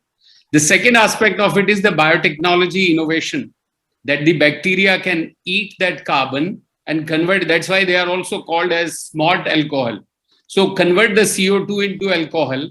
And India Glycols has always been the torchbearer in converting anything that comes in, from the renewable resource in the form of alcohol to convert that into ethylene oxide. We are the first company in the world which went into making ethylene oxide from ethanol. And at a time when nobody could envisage it. So we converted that purple ethanol into surfactants, purple surfactants. And that's how Unilever has designed that product. And this is not one product that they have done. All their products in next 10 years' time, they will shift from fossil fuels to renewable chemicals. It is not a small decision. And its consequences are that India stands a huge chance. I'm very glad Somaya ji has talked about collaboration. Unless the suppliers like Somaya ji's company, like India Glycols, work with the feedstock suppliers together in a collaborative way, like Srinivasan ji had just mentioned, unless the supplier considers the customer's product as their own product, and unless the customer considers the supplier as their partner, so that kind of collaboration only will work. I give you one example, Prashant ji, and the example is about the polyurethanes, which are renewable. First time in the world, we designed a polyurethane which goes into cosmetics, especially the female cosmetic devices, the tools. So this polyurethane is designed based on renewable polyglycols. So this is something which is, and it is supposed to have functionalities so that the intermediate material remains stable for months together on storage before it is converted into polymer. These are, and Samir ji also has given examples like this. There are hundreds of examples of collaborative research which have to be done by the components of ingredient supplier and the user of the ingredients. This is one aspect. The second aspect is, I must say, at the management level. You see, India Glycols took a very wise decision, and I really salute Bhartiya ji for that. Mr. Bhartiya took a decision that these green chemicals, green EO derivatives, we will partner with the best in the world, a company best in the world, and that's Clariant. And that is how so Indian companies have to now start working those kind of collaborations. You see, when the question of IP comes, I always take the example of Vedanta. Somebody said, Agrawal ji, that IP is a problem. So the owner of Vedanta said, what is the issue? You purchased Thomson. This is a story of about 15 years ago, or maybe 16, 17 years ago. He went straight and purchased the whole Thomson company. And he said, all the patents of Thomson becomes mine. So I think the Indian entrepreneur should not worry about the patent things. Now the COVID, you have seen the situation. In vaccine, everybody has come down to the धरातल. सब बोल रहे हैं अभी कोई patent का issue नहीं है, आप बनाइए. और हमारे पूर्वजों ने कभी पेटेंट किया? आयुर्वेद कभी पेटेंट किया? ये सब पेटेंट वेटेंट कोई लॉजिक नहीं है आगे सस्टेनेबिलिटी के लिए. सबसे बड़ी सस्टेनेबिलिटी के बाद लिए इंपॉर्टेंट है रिन्यूएबल रिसोर्सेज. अच्छा, रिन्यूएबल रिसोर्सेज में बात आती है, सब लोग बोलते हैं फीड स्टॉक नहीं है, फीड स्टॉक नहीं है. You tell me, where is the feedstock of fossil fuels? Before you get the petroleum out of the earth, you have to first explore it, then block the wells, then you start working on the cement the well, then you start producing the crude. convert crude into, then demulsify it, then you do the treating, and then you get to the refineries and get all petroleum chemicals. The renewable resources, the renewable chemicals are nothing derived from agriculture. You are an agri economy. And if you work closely with farmers like we do in India Glycols, we are supporting the farmers, trying to help them reduce the carbon footprint, besides our own company doing the carbon footprint under control. You see, all these years, starting from 1985, 86, this company must have saved the globe by billions and trillions of carbon footprint, the CO2 emission from the world. You can imagine this. So, Prashantji, the future has to be that in focus we keep specialty chemicals. अब मैं बताता हूँ करना क्या चाहिए. सबसे पहले ये करना चाहिए, आपने मेरे से पहला प्रश्न पूछा था कि पहले क्यों नहीं इसकी बात होती है, स्पेशलिटी केमिकल्स की क्यों बात नहीं होती है. समस्या ये है कि गवर्नमेंट बैटरी बनाने में लगी है, गवर्नमेंट F-16 बनाने में लगी है, गवर्नमेंट आर्म्ड, इन सब में you come to India, make in India. जब तक गवर्नमेंट ये नहीं सोचेगी कि स्पेशलिटी केमिकल्स भी मेक इन इंडिया का बहुत इंपॉर्टेंट पार्ट है, और ग्रीन केमिकल्स में India will be the number 1 in the world. We don't have to go around anywhere. We can beat China only through specialty chemicals. We don't have to worry beating them on the border. We can beat them by, you see, in 80s. I think all panelists will agree with me. In 80s. Sir, in short, काफी सवाल है, तो मैं 2 minute में समाप्त करता हूँ. ये इंपॉर्टेंट पॉइंट है, क्योंकि बेस फीड स्टॉक के बारे में देखिए. इन 80s in India we had all intermediate manufacturers, the drug manufacturers. In 80s, China came into prominence. All our intermediate manufacturers had to shut their shops. Today, the issue is 80% of our medicines that we manufacture and export, their feedstock comes from China. That is the biggest issue. The dye industry, the printing industry, textile industry, the base material comes from China. That we should do it from here. And to do that, the Niti Aayog should have somebody who can advise with an expertise of specialty chemical industry expert. We don't have. We have only people who are advising the government, coming from the government research institutes, have no background of industry. I think that is the key. मैं अपनी वाणी को विराम देता हूँ प्रशांत जी, और मैंने अगर 1 minute अधिक ले लिया तो वो केवल स्पेशल. मैं ये कहना चाहूंगा कि नीति आयोग में आप जैसे लोगों का भी जो है बातें, समीर जी जैसे लोगों का, हाँ, श्रीनिवासन जी जैसे, अपने सपारकर जी जैसे, you understand, and people like you should tell them, because अभी जो साइंटिफिक एडवाइजर जो भी रखे जाते हैं, देखिए पहली बार जब प्लानिंग कमीशन बना था, who was the chairman of planning commission? Visvesvaraya. और तब कांग्रेस पार्टी में क्या हुआ? ये हुआ जी विश्वेश्वरैया कैसे बन सकते हैं, नेहरू जी को बनना चाहिए चेयरमैन. और तब से ये परिपाटी होगी कि चेयरमैन प्राइम मिनिस्टर बनेगा और डिप्टी चेयरमैन से अकाउंट्स का आदमी बनता है. अब अकाउंट्स का आदमी क्या करेगा, फाइनेंस का आदमी, उसको क्या टेक्नोलॉजी का पता क्या. और ये बातें मैं बोल रहा हूं बिकॉज और कोई बोलता नहीं, और चूंकि कोई बोलता नहीं तो सब एक्सेप्ट होता है, पीछे से बोलते हैं मीटिंग के बाहर आके. Thank you, sir, for your candid views, and I understand you are very passionate about this green and sustainability part, having worked for so many years. Now we open this up for Q&A. I see 51 questions, so let me take as many as possible. The first question is from Dr. Ajay K. Tyagi. Maybe we know from all the distinguished stalwarts sitting at the helm of affairs of industry how you are infusing the industry culture into academic system of the country. As of all, you are dependent on these academic institutions. So what he's saying that how do we infuse academia to become industry ready? So over to Kandal Saab. Short answer, sir. बहुत short answer. देखिए 12th पे commission, 12th planning 5-year plan committee बनी. Committee ने ये बताया कि PCPIR हम करेंगे, पेट्रोलियम के ये जो पार्क्स लगाएंगे, उसके साथ ही उसमें ये डिसीजन हुआ कि बड़ी बड़ी यूनिवर्सिटीज में centre of excellence of chemical research create किए जाएंगे. ये डिसीजन हुआ बिफोर नीति आयोग बिकेम. 2014 से पहले जब वो जो 12th 5-year प्लान था, उसमें ये वन डिसीजन था कि हम बड़ी बड़ी यूनिवर्सिटीज में centre of excellence of chemical research लगाएंगे. वो हुआ नहीं.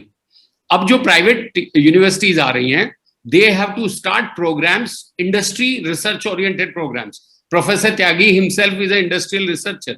I think he should start a program in which instead of doing degrees in just chemical engineering or just chemical sciences, he should focus on industrial chemical sciences, industrial research.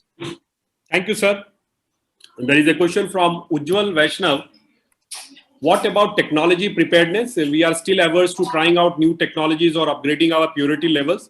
Leave aside attaining these purity levels, we cannot even analyze, say, 4N or 6N purity. But the dreams we see are $100 million. Indian manufacturing is still very antiquated. Automation, robotics, batch process. Sir, Natarajan, sir, if you can answer this question from Ujjwal Vaishnav.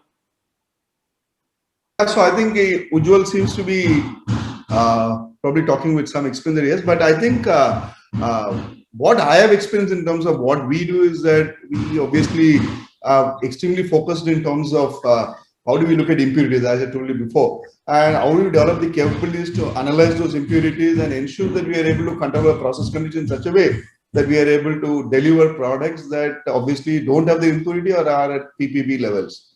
Now, I didn't understand this 100 million so I think I don't see that as an issue as far as my experience. I think the industry has the ability to do huge analytical work.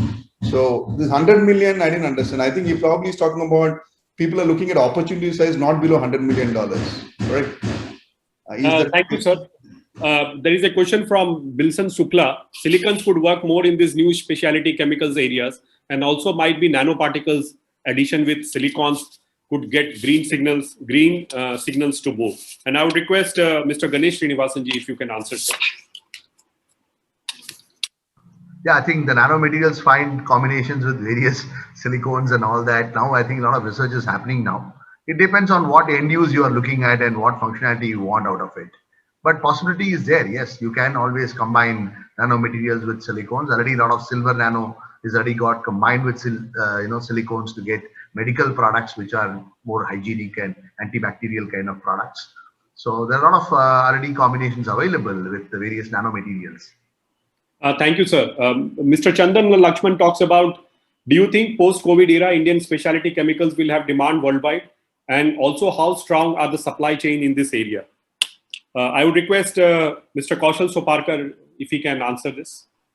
Kaushal, can you just repeat? Because it says, do you think post-COVID era Indian specialty chemicals will have demand worldwide? And also, how strong are the supply chains in this area? See, Indian specialty chemical demand will remain here. It's not going to go anywhere. Only thing is now it boils down to our ability, how we can escalate our growth, how we can speed up our expansion plans. World has opened up their arms and they are inviting us that, okay, we see India as a second alternative to China. And India is strong in many chemistries. It's not that India is lagging behind in China in many cases, like as we are the manufacturer of pigments. So we know that in phthalocyanine pigments, India is leader and we are exporting to China, right? So that's where India has strength in many chemistries and it's bound to be there.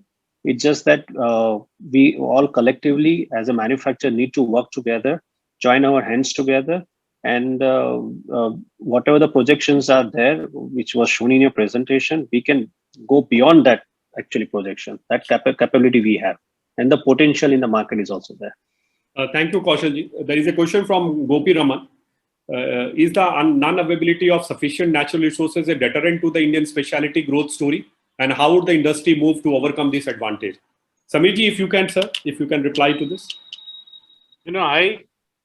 Your question is twofold. Whether the specialty chemicals are deterred by unavailability of natural raw materials. On the natural raw materials, I would like to say that India has a surplus of sun and soil, and in many places water. So you have a lot of natural resources, and a lot of that biomass even goes waste today. So you have enough natural resources. But for specialty chemicals, I would like to once again reiterate that for specialty chemicals, you really need to understand and be close to the customer, your collaborator. You need to really understand the application, its performance, and the need you meet. and you need to have fantastic people who can imagine, work, and collaborate. I think, it is necessary to have people. People is your key natural resource in all things, but in the business of knowledge, chemistry, or in knowledge, they are your key resource. They should be able to imagine, work, and collaborate. With them, you will exceed your customer expectations. And one related question from Viswajit Bose. He's talking about which are the raw materials best suited to manufacture renewable chemicals.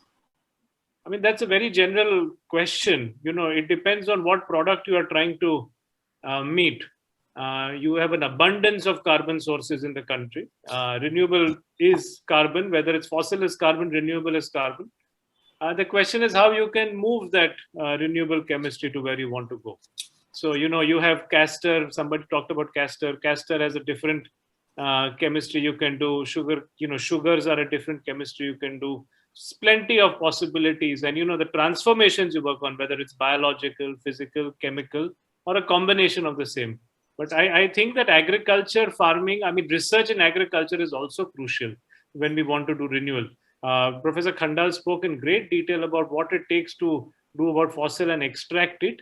In renewable, we have to have a lot of research in being able to make sure that you have a low carbon footprint and you keep the earth good for this year's plant production and next year's as well, and the future. Thank you, sir. Then there is a question on, can specialty chemicals play a major role on battery manufacturing? And what we are seeing is, there is another question from CS Ramanathan, which talks about whether we have organic solvents like ethylene carbonate and dimethyl carbonate, which is an extension of whatever that he's talking about. And do we need to worry about the footprints more on cost effectiveness? So who would like to take this on EV part? Ashish ji, will you take, sir?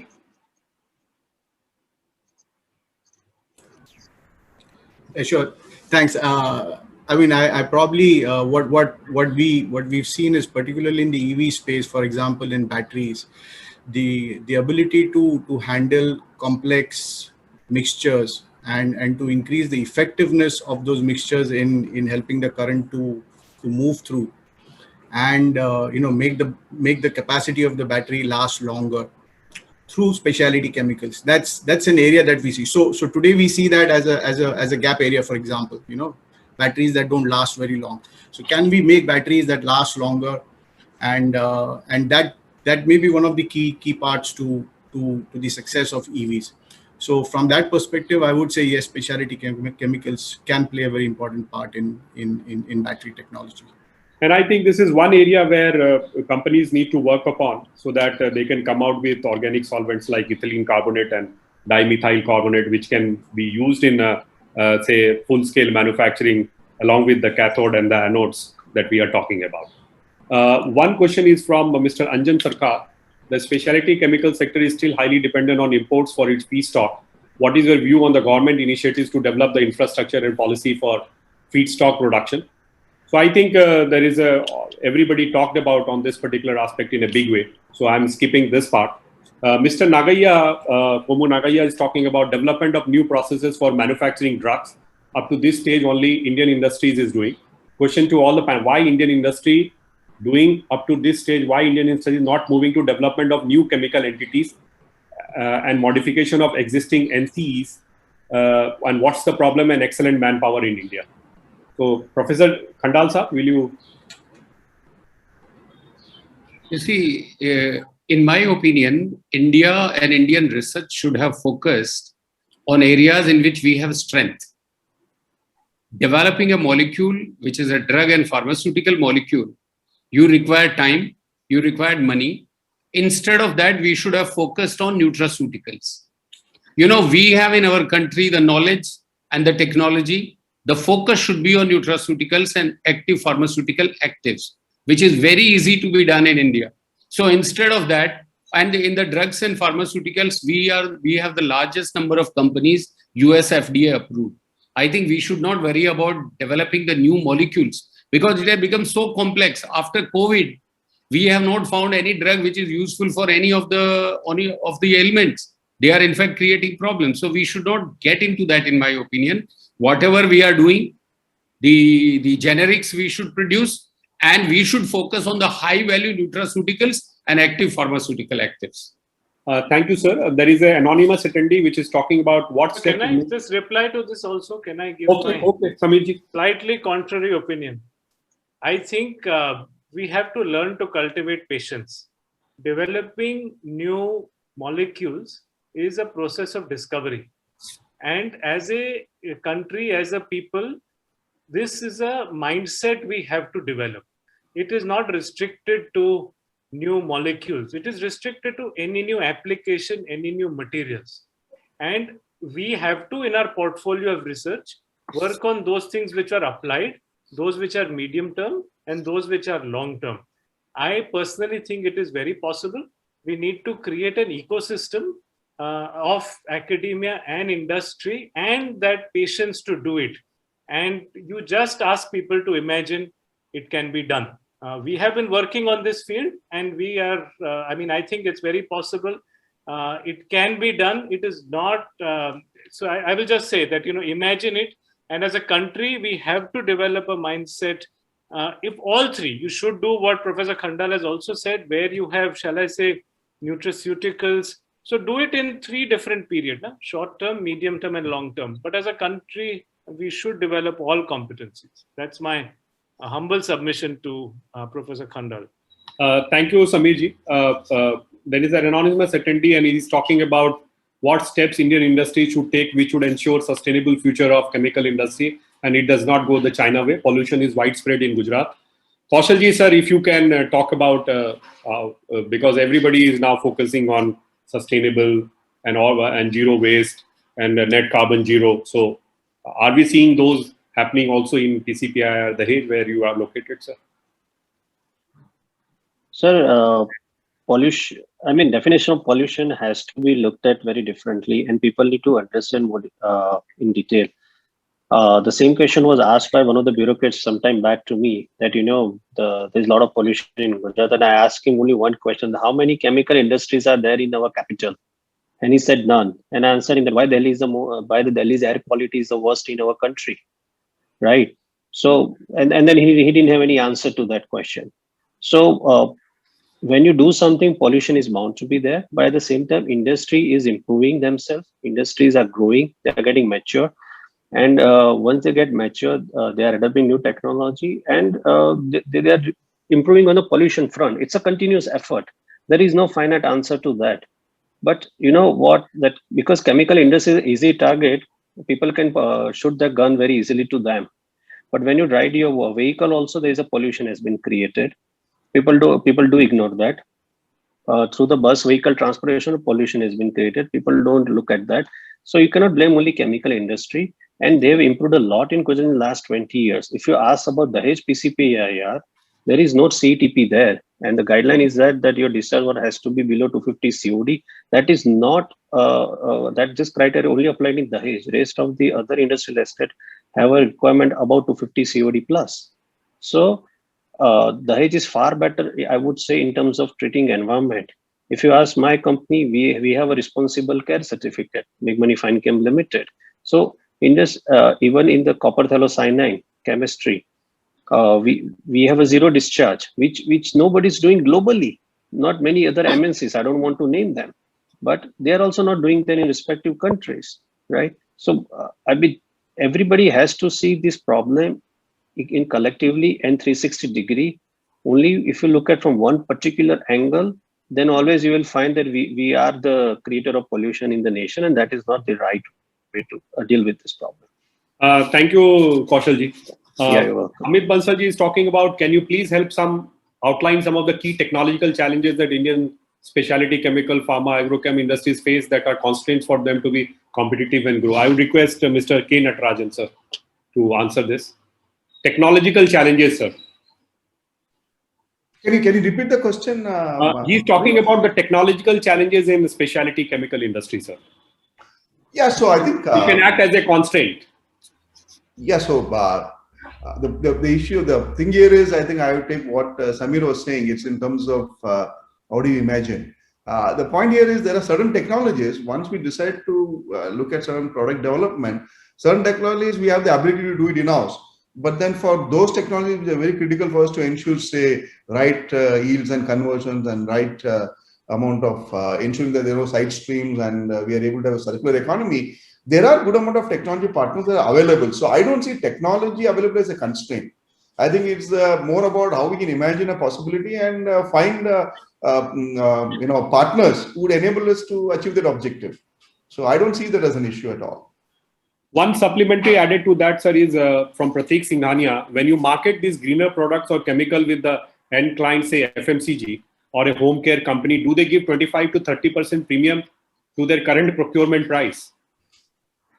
So this is I think pretty specific, and I think I don't think it can be answered in this public forum. So there. I will answer it on behalf of this. See, whatever that you what we can say manufacture, nobody is going to give you premium.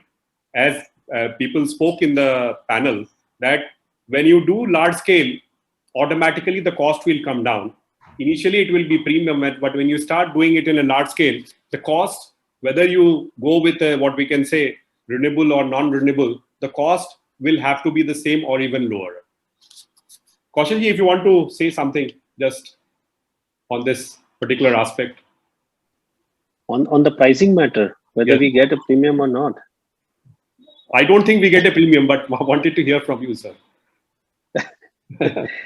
See, I'm not a typical chemical manufacturer who like to creep that, nobody allows us to earn. It's not the case. See, premium is not based on what product you make, but it's a complete package. What kind of product you have, what kind of quality you have, and what kind of services you are giving to your customers. And that decides whether you will get a premium or not. And ultimately boils down to your quality as a supply and relationship with the customer. There are many factors. But yes, if your product is going to speak, then you will get a premium. I don't see a problem in that. Thank you, sir. Rishi Kapoor talks about what is on the ground status of China Plus One currently. I think Mr. Ganesh Srinivasanji talked what we can say very deeply on this particular aspect. So Mr. S. Hariharan is with China acquiring and controlling global rare earth element supply chain. The impact on many specialty chemicals is very visible now, including automobiles, semiconductors, leading to supply shortages as seen in delayed delivery in auto sector. How is India positioning itself to combat this emerging reality? So who would like to take this up? Ganeshji, if you can answer. It's a difficult one because, the mines and all this, it's globally being acquired by large companies for their strategic reasons, So, for example, in silicon metal, I am aware of where, the large companies who are making downstream products, they go by, they do forward integration and backward integration both. So the backward integration, they go and buy the metals and mines and etc. So it's going to be a sort of a controlled aspect. I think it's very difficult to combat unless you have the natural resources in India. Otherwise, you have to depend on countries to buy. For example, lithium also. See, again, you have to depend on Mexico or other countries where the natural resources are available. Otherwise, how are you going to compete? So you have to compete with what we have in hand in terms of natural resources. I think those are the areas and sectors we need to focus and move up. Yeah, otherwise, auto, I'm sure that we have other competencies in auto. For example, we have a very good strength in manufacturing areas of automobiles. I think we have to focus on those areas and add value there and compete on the costs. Thank you, Ganeshji. Then it is talking about green chemicals. Mr. G. Ganapati is talking about how far it is implemented and that is replacing fossil ones globally and in India, very minimal. So what is deterring implementation or is regulation warranted? So I would request Professor Dr. R.K. Khandal, sir. Praveen जी, जो सबसे बड़ा technological challenge है और gap है, that is 1G technology we are mastered. Okay, 1G technology no issue, but the 2G technology to create ethanol from the agri waste, which is neither used as a fodder and it is just burnt by the farmers and creating the environment pollution. It is that technology which we have a gap. Once we do that, and Government of India has really come out with a scheme in which they expect about 60,000 crores of investment will come in alcohol production from grains, etc. You see, whenever you have alcohol production from grain, etc., it is always food versus fuel. If you do it from the agri-waste, which is not usable, then it is the fantastic thing. So technology like Clarion technology, 2G technology, if all our distilleries, if all the sugar mills, I mean, if distilleries start adopting the conversion of this agri-waste into ethanol, it will be fantastic. All our problems will be solved. Not only that, we will import petroleum fuel less, we will also have a range of chemicals. Like, for example, today NGT has taken a decision. If your distilleries are not zero liquid discharge, you cannot produce. Can you imagine those who are chemical manufacturers based on alcohol, they have to shut down their distilleries and start importing the green alcohol from outside. So these are some of the challenges that have to be dealt with. So one supplementary is from Rishi Kapoor. He says, how do you see nutraceutical sectors playing in India over the next 5 years? In my opinion, the growth of nutraceutical industry in India has been very good, more than 12%. And this is one sector which should be put in focus because we have all ingredients in-house, which no other country in the world has. We have all sorts of herbs, spices produced in Kerala, Uttarakhand, Himachal Pradesh. I think this is one area which has to be the focus area. Like Government of India put focus on Ministry of Food Processing, they should put on nutraceuticals and specialty chemicals based on renewable chemicals. DP Mishra sir is talking about feedstock for specialty chemicals will be easily available provided PCPIR policy cleared in 2007 makes a move. PCPIR is styled in form of chemical park in China. Paradip can be a location. Any effort by industry association? I have already said this, that like we have done it for PCPIR, we should do it on the agri-waste. Okay, and organizations like ICC, they should take it up with the ministry and they should bring specialty chemical manufacturer under the PLI scheme. And these parks which are being created for petroleum-based products, they should be done on agri-based products, agri-waste products. We have, for example, cashew nut shell liquid. The large industry can be developed based on cashew nut shell liquid. We are one of the leading manufacturers of cashew nuts. I mean, producers of cashew nuts. So cashew nut shell liquid, there are so many. The sugar itself is there. We can convert them into specialty chemicals. Large area of scope is there. So we have to bring focus, policy focus, incentives, PLI. I mean, PLI is there for batteries, but not there for specialty chemicals. Thank you, sir. I would request Ashish ji, there is an anonymous attendee who says, can we please request Mr. Ashish to elaborate more on their 3-tier sustainability model? Thank you, Praveen ji. Well, I'll try and cover this quickly. Of course, there are further details that are there on our website because all of this is explained on our website. But when the 3 pillars that we spoke of were climate, land, and people positive. When we speak of climate, we're saying that the products that we manufacture should give 4 times the benefit of carbon to our customers. So that's the way we innovate. That's the way we will create use less carbon and save more carbon in the environment. Then we talk about limiting temperature to 1.5 degrees. So it's all based on the United Nations sustainability goals. So how do we produce? What is the energy usage at each site? What are we doing about it? What are we doing to convert to more environment-friendly energy sources? So that's an area that we. And one of the important thing which Dr. Khandal also spoke about, and quite a lot of speakers spoke about, was as a specialty chemical company is to use more than 70% of our raw materials to come from sustainable sources. So we are close to that, and we will continue to use that agenda as we go forward. Thank you, sir. What is the level of automation? We have been focusing on automation and digitization in our e-conferences. You can listen to many of them which are there on our website. All our e-conferences are in digital format. You can go at any point of time, go to the conference section or past e-conferences and listen to those. Anil Sharma, R&D is very important for our country to introduce the quality of products and innovation.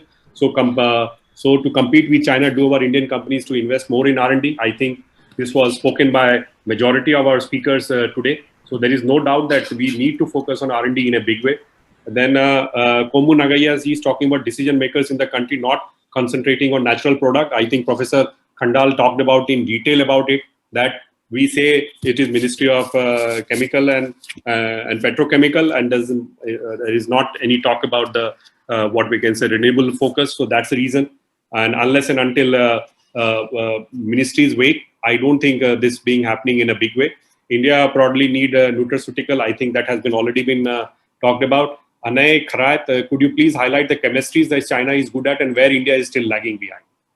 So who would like to take this? I think this is a very good question, which needs to be answered by Anay Khairat. The chemistries that China is good and where India is still lagging behind. Can I answer this? Okay, sir. You see, we should understand how China has grown. China has grown not on its own. All the big multinational companies have gone with their chemistry and with their technology and put the shops there. Now it's the time post-COVID. All of us manufacturers should start coordinating, clubbing, collaborating, like India Glycols has done. They have collaborated now with Clariant and created a joint venture. So this is the way to get all those tech. There are no gaps, first of all. What China can do, we can do it much better. Somaiya ji ne bahut badhiya tarike se bataya. We should start a culture of collaboration. All these CSIR laboratories, all the top universities where chemical engineering is taught, chemical research is being done, we should bring them on board along with the industry, create a peer group which moves forward. And ICC should play the big role in this, because they should play a platform bridging the gaps between industry, academia, and the policymakers. Sir, there are many, but due to paucity of time, I will like to stop here because we have already reached 4:45. One last question to all of you, and this is a question from one of our delegates, Mr. D.P. Mishra. Prashant, are you going to come out with actionable recommendations of the seminar? So I'm asking all of you, all the speakers, if you can talk about one point which should be actionable so that my job becomes easy. So to start with, Kaushalji, if you can give about one actionable items, and then I will proceed with Sameerji, Natarajan sir, Professor R.K. Khandal, Ganeshji, and Ashish Shinde. So these are your closing remarks from your side, and then I will wind up.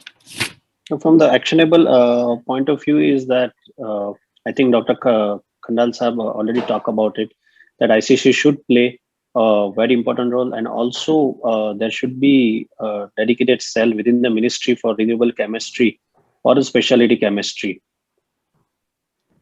Thank you, Kaushalji. Sameer Somaiya, sir. I spoke a lot about collaboration and porosity. I would like to imagine a world in which the government and the industry could also have this porosity and a spirit of collaboration. Then we can go very fast and very far. Mr. K. Natarajan, sir. Yeah, so as I said, I think the policy with regard to global scale chemical warehouses, I think that's going to be very important, and the storage infrastructure in terms of tankages that will enable the chemical industry to scale up much better and in a more sustainable way. Okay. Can I just supplement the recent thing what government has done for green ethanol by expanding the scope and the scale showed that spirit of partnership going far and going fast. So it can be done. Professor Dr. R.K. Khandal, sir. I will only say one point, and that will transform the chemical industry, specialty and renewable chemicals. Just one point. Government of India should take a decision like that they have done just now with the grain to ethanol and incentives they have given to ethanol. They should just go full blast to support 2G ethanol technology. They should pick up companies like Clariant or any other company which has 2G technology. When we are acquiring technologies for doing F16, why can't we have technology for converting agri-waste into 2G ethanol? The day that is done, we are on top of the world. And just one supplement, all the renewable chemical manufacturers should be treated especially and uniquely by the ministry.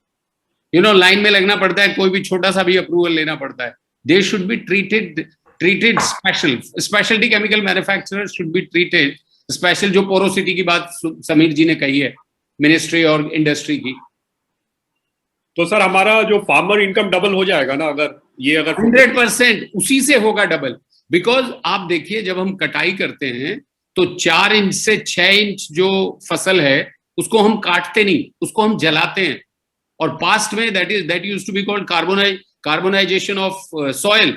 वो होता नहीं carbonisation because petrol डाल के जलाते हैं. तो उसको यदि, and it is not something which is very tough. For example, I just mentioned Clarion technology has come out with 2G technology. We can put up a big plant in Romania supported by Romanian government, put up in China supported by Chinese government. Why can't our distilleries, at least 50 distilleries of India, top distilleries of India, if they adopt Clarion 2G technology, the job is done. You don't have to import so much of petrol. Thank you, sir. To Ganesh Srinivasan ji. Yeah, I think all the mid-sized companies today, I think the next few years is going to be a big opportunity to invest and scale up all the specialty chemical businesses. It's a good opportunity time because market is demand is high. I would say that should be the approach from the company side and government side. Yes, the regulations they have to keenly look into because today the chemical industry is not regulated. A lot of regulations is still pending on the government approvals. That will bring in a lot of these organized players better. Otherwise, a lot of unorganized sector is trying to sort of get the prices down or to do a lot of pose a lot of challenges for the growing sector. I think the regulation. Thank you, sir. Mr. Ashish Shinde ji. Well, I would just add there were a lot of suggestions already come in. So maybe an unconventional suggestion, but making green energy available to companies. We believe that the energy usage is going to go on increasing. So making green energy available to companies will certainly bring in more investment into the country. So let me stop here. I think we had a wonderful session. I see my clock at around 4:50 right now. I would like to thank all my speakers, and they were very candid. They took time. I had only asked for 90 minutes, but I have exceeded my time because there were many questions, and I thought it is our prime duty to also educate the industry, educate people. And I would like to thank my speakers, Mr. Kaushal Soparkar, Managing Director, Meghmani Finechem Limited, Mr. Sameer Somaya, CMD, Godavari Biorefineries Limited, Mr. K. Natarajan, Executive Director, Galaxy Surfactants Limited, and Chief Operating Officer, Executive Director and Chief Operating Officer, Galaxy Surfactants Limited, Professor Dr. R.K. Khandal, President R&D and Business Development, India Glycols Limited, Mr. Ganesh Srinivasan, CEO, Resel Chemicals Private Limited, Mr. Ashish Shinde, Country Sales Director, Croda Limited. And I'm also thankful to them. They were very candid to give their views and also answered all our queries. I request all delegates to rank this e-conference on the chat window, 1 being the lowest and 5 being the highest. I see around 175 participants still being there. And we had at one point of time around 380 that we have. So I see 4, 5 that we are getting. Thanks to everyone. Wonderful. 5, 5, 5. So which is a good sign that we are on the right track. And I would like to once again thank all my speakers for making this more entertaining, making it more simplified it for everybody. And so that India futures looks bright. I would request all delegates to register for the next set of events, which is on June 25th, 2021. This is another interesting topic, which is on green chemistry and sustainability challenges and opportunities. Let me thank all delegates who registered and also participated in this event. Those who have not can go to our website, indianchemicalnews.com, and watch the recorded version tomorrow onwards. I would like to thank all, which is speakers, delegates, and my ICN team members for making this event a great success. And I think the feedback is there in front of you all. So it is in front of you and it is very transparent. And I think Sameerji talked about porosity. I think we are seeing some porous feedback also from all our delegates. So with this is Praveen Prashant signing off to meet again on June 25 at 2:55 p.m. Indian Standard Time. Goodbye and namaste. Till then, stay safe and take care.